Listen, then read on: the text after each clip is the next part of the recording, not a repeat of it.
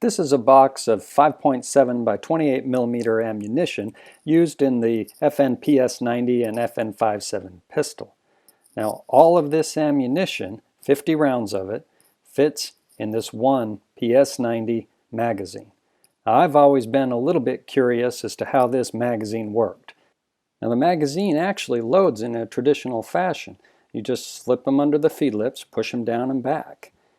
The next one, same thing, just go right on top. Except for that, they seem to be loading in sideways or backwards. Now this only gets weird as you load in more rounds. As they start to get into the body of the magazine, you'll see that they're turning 90 degrees and end up in a double stack, 90 degrees to the way they go in and the way they feed. Now, of course, the mystery is how the follower is able to push the rounds forward and keep tension on them as they come up through that chute and turn 90 degrees. And now you can see them in the magazine body 90 degrees to the way I put them in. Now, as we turn the magazine body sideways, you'll also see they're in a double stack. All right, well, let's load this magazine the rest of the way up.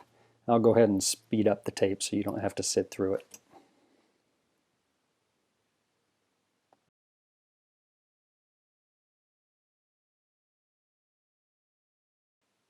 And that's 49 and 50.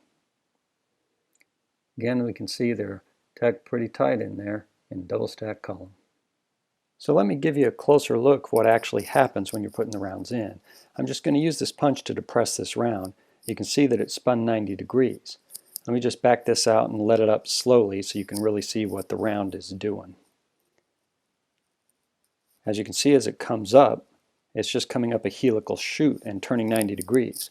Here's a closer look at that chute in a partially disassembled magazine.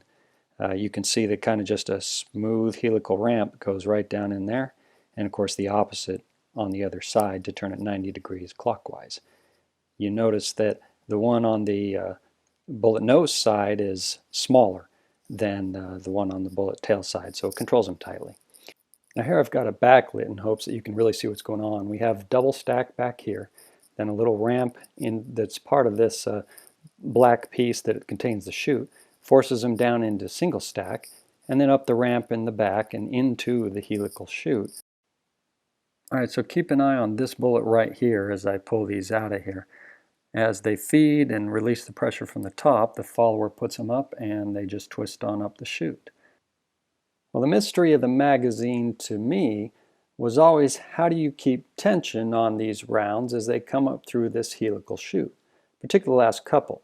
Well, now that we can see the follower, we see it sloped, which is going to push the bullets both forward and up. Then we have these two plastic rounds. They're actually plastic rollers that are the same dimension of a round. And as we pull more of these out of here, we're going to see those two free-floating rollers are going to assist the follower in keeping tension on the rounds all the way through the chute. Now, of course, these cases are bottlenecked, so we have a much smaller diameter on this side. The roller, however, is symmetrical. So the large side of the roller won't go through the side of the chute intended for the projectile, and this keeps them from coming all the way out. We can see now as those rollers go into single stack and are still under tension from the follower. So we have the two rollers just about to go up into the chute. We have one round in the position ready to be extracted, and that's how it sits to be put into the chamber. That one's just in the chute, just out, then my two rollers. As I pull these last three out, watch those rollers go right up.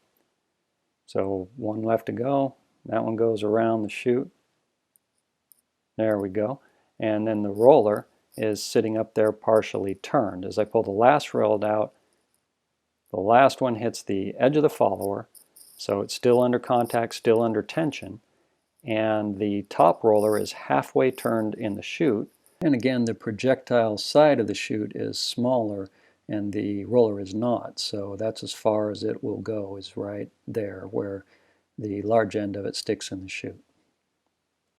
Now this is a 10-round magazine. We can see that the floor plate just as long to act as a capacity limiter. You can see that big limiter in the side there. There's also 30-round mags available. Now it's important to note that FN on their website and in the instruction manual explains that the 10-round magazines cannot be disassembled. I guess they do this so if you live in a restricted state that has a clause that says you can't own a magazine that can easily be converted, then these magazines will still qualify as a fixed 10-round.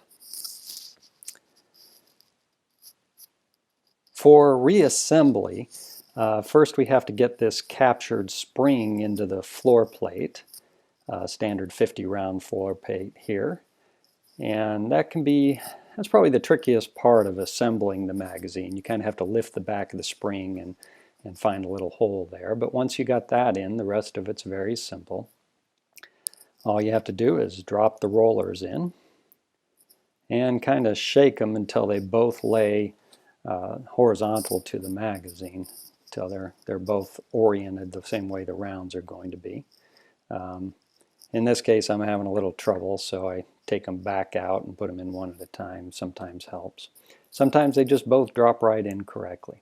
Once you have those in, you put the follower in, making sure the slope is going to push the rounds up into the helical chute there.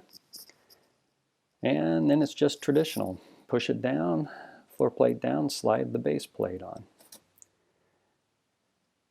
There we go, we have an assembled 50-round magazine.